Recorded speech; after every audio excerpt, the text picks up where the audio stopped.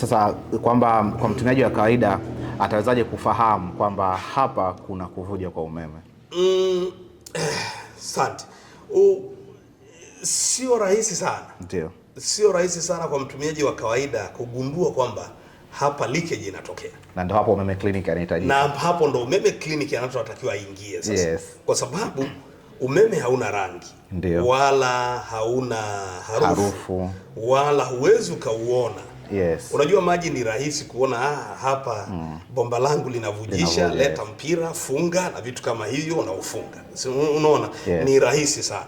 Sasa kwenye leakage hizo za umeme ambao kimsingi zina madhara makubwa mno. Ndio. Zina madhara makubwa mno, na mara nyingine tunapoteza hata fedha. Watumiaji hawawezi kugundua kwamba hapa na umeme wangu una liki, kwa sababu mara zote kwenye nyumba, kwenye jengo, mtu akishafanya wiring au kwenye kiwanda akishafanya wiring, anaishia kusahau akiwa anajua kwamba tayari nyaya zipo zimefunikwa na ceiling board, na wala hajawahi kuzitembelea kwa namna yoyote kuangalia kwamba ziko vizuri kiasi gani, na hata kama akizitembelea kwa macho ya kawaida hawezi kuona.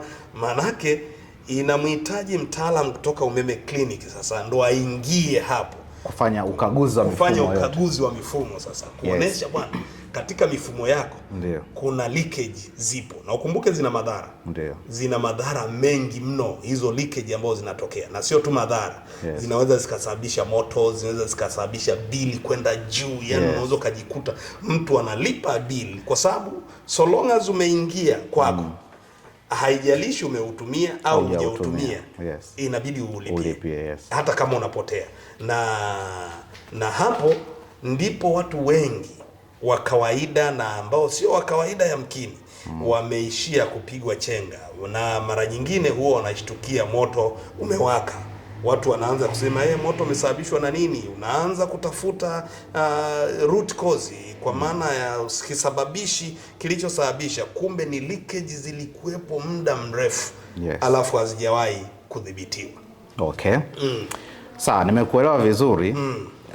Mtazamaji bila shaka utakuwa mpata concept ya tunapozungumzia leakage ya umeme ni kitu gani, na amejaribu kutoa mfano mwepesi, mfano wa maji, kwamba kama endapo itatokea kuna kwenye bomba ambalo linasafirisha maji ikawa kuna crack au mpasuko, ni kwamba lazima maji yatavuja. Umezungumzia kwenye issue ya bills za umeme, ambapo kwa mfano mwepesi ambao nadhani kila mmoja anaweza akaelewa ni sawasawa na kwenye maji.